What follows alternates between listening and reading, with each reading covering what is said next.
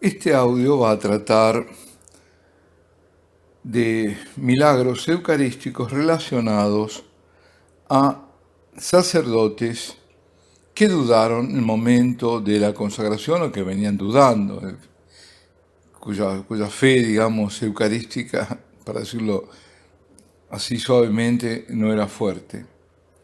Y el primero de estos que voy a comentar es, en este audio, es muy famoso.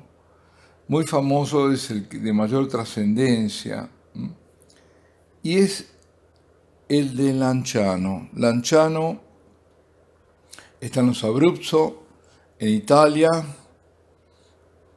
en centro-sur de Italia, hacia el sur, sobre la vertiente, sobre el lado del Adriático. En la iglesia de San Francesco, que es donde está el milagro, hay también en mármol, está grabado, es un grabado del siglo XVII, que describe el milagro eucarístico, que ocurrió en el año 750, siglo VIII estamos hablando, 13 siglos atrás. Dice así: un monje sacerdote dudaba de la presencia real del cuerpo del Señor en la hostia consagrada. Mientras celebraba la misa y decía las palabras de la consagración, vio que la hostia se convertía en carne y el vino en sangre. Todo fue mostrado a los presentes. La carne está aún entera y la sangre se presenta dividida en 5 partes desiguales que, pesadas singularmente, obtienen el mismo peso que pesadas todas juntas. Ahí termina lo que dice el grabado. Y esto parece un acertijo del Señor, ¿no es cierto? ¿Cómo puede ser que las 5 pesen lo mismo que una? Es decir, eso nos llama la atención de que estamos en un plano que ya no es el natural, sino el sobrenatural. En 1970, el arzobispo de Lanciano, junto al ministro provincial de los conventuales de Abruzzo, porque la iglesia es franciscana, de los franciscanos conventuales, habiendo obtenido la autorización de Roma, que en ese momento estaba Pablo VI como papa, iniciaron las investigaciones bajo la responsabilidad del doctor Edoardo Linoli, director del Hospital de Arezzo y profesor de anatomía, histología, química y microscopía clínica. El 4 de marzo de 1971, el profesor presentó los resultados detalladamente de este milagro, de esta reliquia del milagro, ocurrido 12 siglos atrás en aquel momento.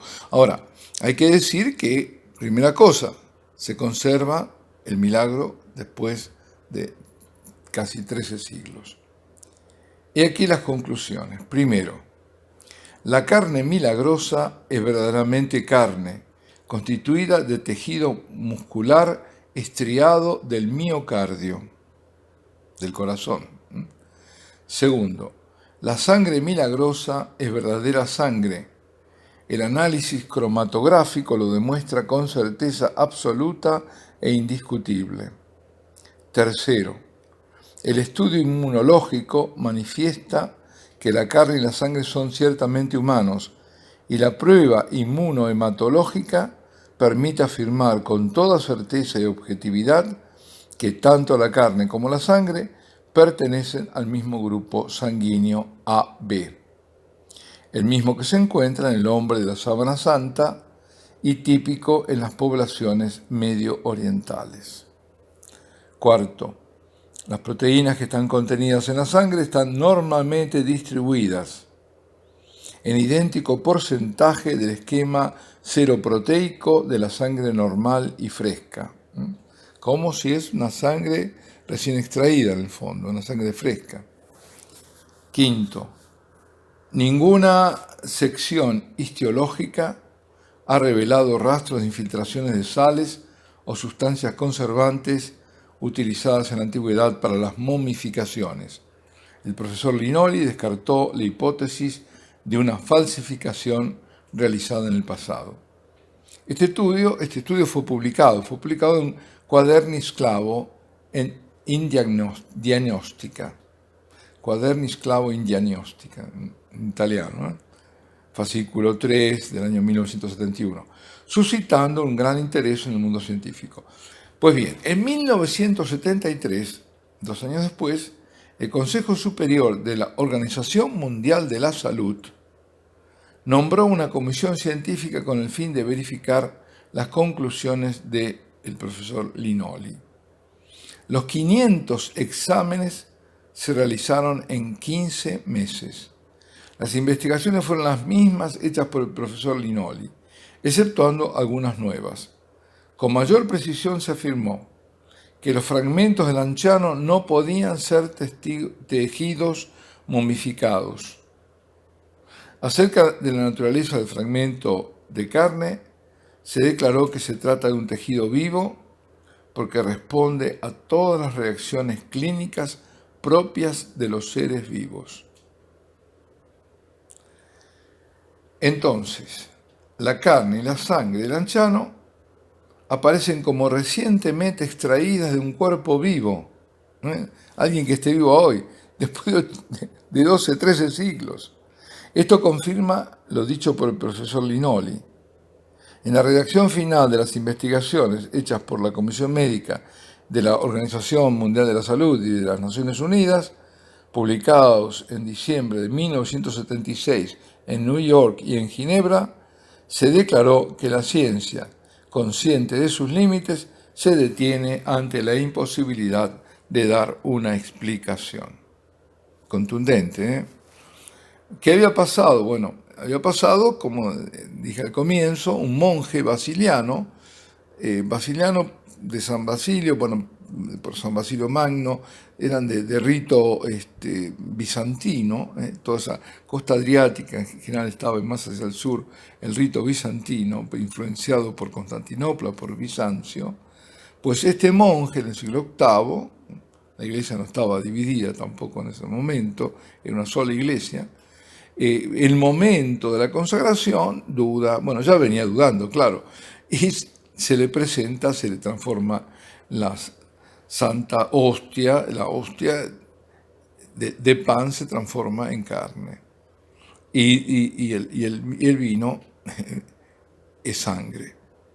Y hoy el que va al Lanciano ve esa carne y ve la sangre, ahí se han formado como esferas, como piedras, ¿no? Esas 5 que comentabas al comienzo, que pesadas, dicen que individualmente pesan lo mismo que todas juntas. Pues bien, eso está ahí, está en Lanciano y se puede ver. Con todo esto, el primer, digamos, hay varios, como resumen, ¿no? Milagros. El primer milagro fue lo que aconteció.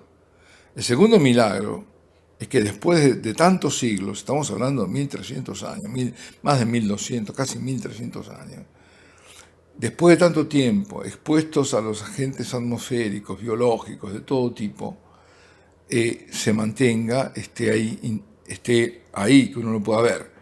Y el tercero no está momificado, no está momificado, sino que es de carne y sangre de un ser vivo ahora.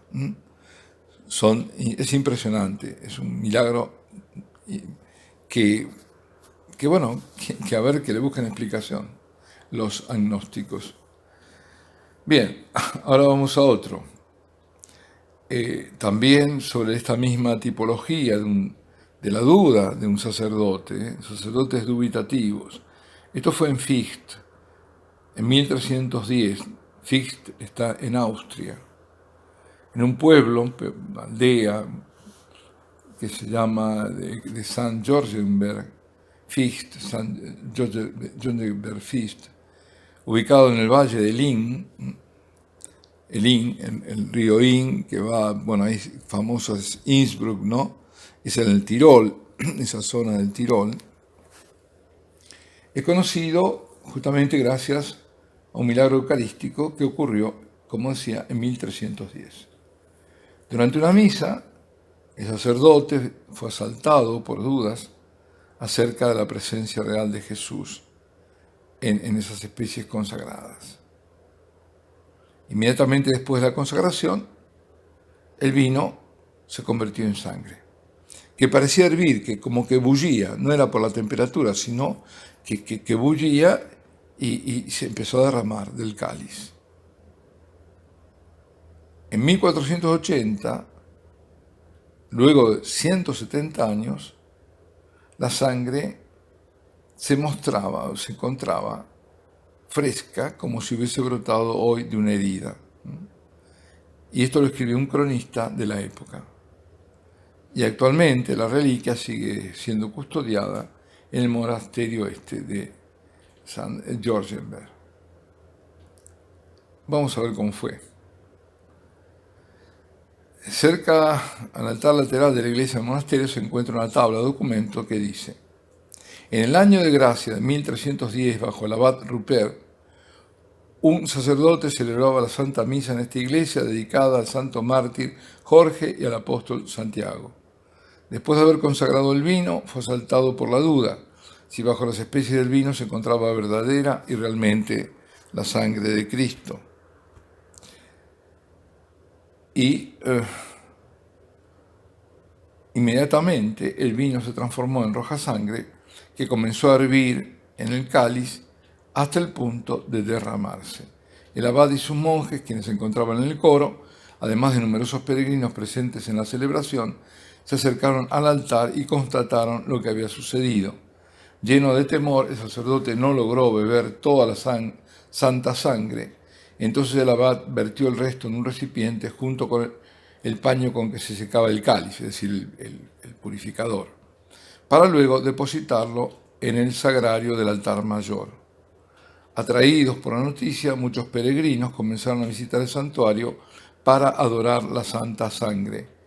El creciente número de devotos hizo que en 1472 el obispo Georg von Brixen mandara una comisión para analizar el fenómeno. Entre ellos estaba el abad de Wilten, Johannes Löch, y los párrocos Sigmund Taur y Caspar de Absan. Luego de las debidas investigaciones, fue declarada la autenticidad del prodigio y se promovió la adoración a la Santa Sangre. Entre los devotos, dice que era frecuente encontrar representantes de la Iglesia, como obispos, el obispo de Trieste, el obispo de Brixen, el arzobispo de Colonia y duque de Bavaria, el obispo de Chemse y tantos otros. Dice ahí lo que está escrito, además los nombres. Otra tabla de documento cuenta cómo la reliquia de la Santa Sangre ayudó a conservar el credo católico durante el cisma protestante, porque toda la zona, recordemos, a partir del 1500, mitad del 1500, toda esa zona, la zona de habla sobre todo germánica, estaba fuertemente influenciada por la herejía de Lutero que produjo el cisma, ¿no? Ese desangrarse de la iglesia. Este Lutero que ahora parece que nos enteramos testigo del Evangelio. Pues bien, dice, en torno al año 1593, cuando los dogmas de Lutero, por supuesto falsos dogmas de Lutero, se difundían por doquier en el Tirol, los monjes de San Jorgenberg fueron llamados para predicar el credo en todos los alrededores. El abad Michael Geiser predicaba con gran éxito delante de una muchedumbre en la iglesia parroquial de Schwaz, refiriéndose ardorosamente al santo milagro de la sangre como una prueba de la real presencia de Jesucristo en el Santísimo Sacramento del altar. ¿Por qué? Porque los luteranos no creen en esa real presencia. Tenía una teoría Lutero, como estas cosas todas raras que tenía, del empanamiento, así decía que era en vez de transustanciación, con tal de dar la vuelta a las cosas, ¿no? Evidentemente ellos no tienen nada, porque no tienen la sucesión apostólica, porque no tienen sacerdocio, no lo tienen. Pero ellos lo que dicen es que en la Eucaristía no está Jesucristo, no hay una real presencia de Jesucristo en nuestra Eucaristía. Bueno, este milagro sirvió tanto, ¿no? Que este abad actuaba en modo tan convincente los adversarios no tuvieron otra opción que retirarse del campo. Por eso digo que el Señor nos muestra esto con propósitos también definidos, no solo en lo pequeño aumentar, digamos, la fe católica y mostrarle a aquel sacerdote que estaba en su error, sino también esto fue utilizado posteriormente para la demostración de la verdad de toda la fe católica a aquellos que están desviados en la herejía. Milagro, victoria contundente ante cerrado credo, ¿no? Y esto fue entendido por los creyentes como una gracia especial que el Señor había concedido a sus fieles, estos que adoraban la preciosa sangre. Fijémonos también la importancia. Ellos entendieron que estos adoradores de la Santa Sangre también habían contribuido a traer la luz en momentos de oscuridad. Y así es ahora. Alabado sea Jesucristo, sea por siempre bendito y alabado.